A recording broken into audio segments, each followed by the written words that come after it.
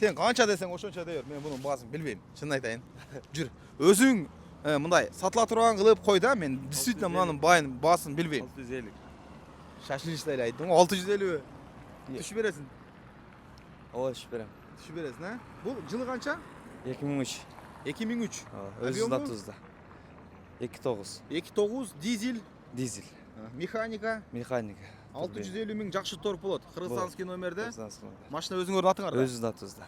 Канча болду машина айдаганыңарга брат? 4 ай. 4 ай болду. Мотор, коробка боюнча эмне дейсиңер брат? Бар жогу жайында экен. Кыргызстандан жүк алып келгенбиз өзүбүз. Алмап келгенбиз. Жаңген, а? Ооба. Дөңгөлөктөр жаңген. Обмен вариант. Портерге жакшы болсо. Жакшы портели чалсын, а? Анан вариант жактарычы бир 300 миң бар, калганын коюп берип тур 2-3 айга десечи. Жок. Көнбөйсүңбү? Көнбөй.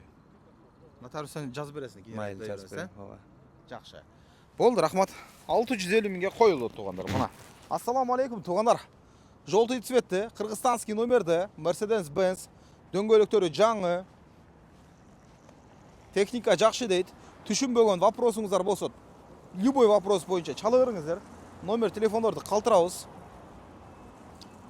Bunday машинада, достор, мына машиналарда туугандар, менден спринтер сурап аткандар бар эле. Самый главный, мотор, да.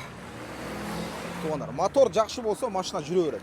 Ичини көрүңүздөр. Ал жактан бери жакшы кылып, мына обшивка кылып, жайда коюптур. Лобовой целый экен, мафон жайында.